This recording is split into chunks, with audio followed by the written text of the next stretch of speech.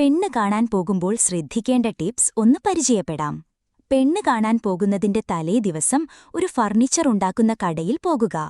അവിടെ നിങ്ങൾക്ക് നല്ല തടിയിലും മോശം തടിയിലും പണിഞ്ഞ ഫർണിച്ചറുകൾ കാണാം. നമ്മൾ അതിലെല്ലാം ചൂണ്ടുവിരൽ മടക്കി പുറകുവശം കൊണ്ട് ഒന്ന് തട്ടിനോക്കുക. നല്ല തടിയിലും മോശം തടിയിലും നിന്നും വരുന്ന ശബ്ദവീചികൾ വ്യത്യാസപ്പെട്ടിരിക്കും. അങ്ങനെ ആ ശബ്ദവീചി കേട്ട് തടിയുടെ നിലവാരം അളക്കാൻ പറ്റുന്ന ഒരു കഴിവ് അപ്പോൾ തന്നെ ആർജിച്ചെടുക്കുക. പോകുമ്പോൾ കൂട്ടുകാരെ ഒഴിവാക്കുക. പകരം കാരണവന്മാരെയും പ്രായം ചെന്നവരെയും കൊണ്ടുപോകുക. ഇങ്ങനെ ചെയ്താൽ ഉള്ള ഗുണമെന്തെന്നാൽ നമ്മൾ കൂടുതൽ ചെറുപ്പമായി പെണ്ണുവീട്ടുകാർക്ക് തോന്നും. ഇൻഷേർട്ട് ചെയ്തു വേണം പോകാൻ. ഐഫോൺ ആണെങ്കിൽ കയ്യിൽ പിടിക്കുക. എയർപോഡ്സ് ഉണ്ടേൽ ചെവിയിൽ വെക്കുക. വേറെ ഏതു ഫോണാണേലും പാന്റിൽ വെക്കുക. അങ്ങനെ പെണ്ണുവീട്ടിലെത്തി. അകത്തേക്ക് അവർ നമ്മളെ ആനയിച്ചു. കേറുന്ന മാത്രയിൽ തന്നെ അവരുടെ മുൻവശത്തെ കട്ടളയിൽ ചൂണ്ടുവിരൽ കൊണ്ട് കൊട്ടി നിലവാരം നോക്കുക. അങ്ങനെ നമ്മൾ അവിടുത്തെ സെറ്റിയിലിരുന്നു. സെറ്റിയിലും കൊട്ടിനോക്കുക. പെട്ടെന്ന് നമ്മൾ അവരോട് ആ ടിവി ഒന്ന് വെക്കുമോ എന്ന് ചോദിക്കുക. എന്നിട്ട് റിമോട്ട് വാങ്ങി സ്റ്റോക്ക് നോക്കുന്ന ഏതേലും ചാനൽ വെക്കുക. എന്നിട്ട് നഖം കടിക്കുക. എന്നിട്ട് ഷിറ്റ് എന്ന് പയ്യെ പറയുക. അപ്പോൾ പെണ്ണിന്റെ വീട്ടുകാർ അങ്ങോട്ടും ഇങ്ങോട്ടും നോക്കും. അപ്പോൾ പെണ്ണിന്റെ അമ്മയോട് പറയുക, നിഫ്റ്റി പ്രതീക്ഷിച്ച പോലെ പൊങ്ങുന്നില്ലല്ലോ അമ്മേ.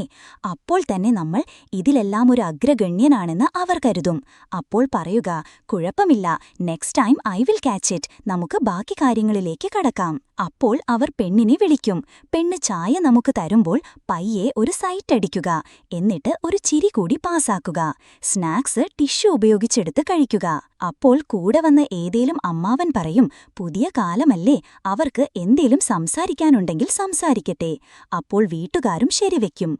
നമ്മൾ പോകുന്ന സമയം വസ്തുവകകളെക്കുറിച്ച് ചോദിക്കാൻ നമ്മൾ കൊണ്ടുവന്ന അമ്മാവനെ ശുപാർശപ്പെടുത്തുക. പെണ്ണിനോട് അവളുടെ റൂമിലിരുന്ന് സംസാരിക്കാമെന്ന് പറയുക. റൂമിൽ കയറിയിട്ട് കതക് കുട്ടിയിടുക. എന്നിട്ട് നമ്മൾ തലകുത്തി കട്ടിലിലേക്ക് ചാടി വീഴുക. ദിസ് ഇസ് മൈ സ്റ്റൈൽ എന്നൊക്കെ പറഞ്ഞ് ചിരിക്കുക. ഇത് കാണുന്ന പെണ്ണ് കിളി പറന്നു നിൽക്കും. അപ്പോൾ കട്ടിലിൽ കിടന്നുകൊണ്ട് പറയുക, എനിക്ക് വേണമെങ്കിൽ എയർ പിടിച്ച് നിന്നോട് സംസാരിക്കാം, ബട്ട് ഞാൻ ഭയങ്കര അടിച്ചുപൊളിയാണ്. അപ്പോൾ അവൾ കരുതും, ഇയാൾ ഇത്ര സ്വാതന്ത്ര്യം എടുക്കുന്നുണ്ടെങ്കിൽ പുള്ളി ജെനുവിനായിരിക്കും. അങ്ങനെ അവളോട് കുറച്ചുനേരം സംസാരിക്കുക. ഇറങ്ങാൻ നേരം പെണ്ണിന് സഹോദരനോ സഹോദരിയോ ഉണ്ടെങ്കിൽ വിക്കറ്റെടുത്ത ബൗളറിനെ അഭിനന്ദിക്കുന്ന പോലെ അവരുടെ തലമുടി ഒഴിയുക. വരട്ടെ അച്ഛാ അമ്മേ എന്നൊക്കെ പറഞ്ഞ് ഇറങ്ങുക. പെണ്ണ് ഈ സമയം അവളുടെ കട്ടിലിൽ നോക്കുമ്പോൾ ഒരു റോസാപ്പൂ കിടക്കുന്നത് കാണും. നമ്മളത് അവൾ അറിയാതെ വെച്ചതാണ്. അതിൽ നമ്മുടെ നമ്പറുമുണ്ടാവണം.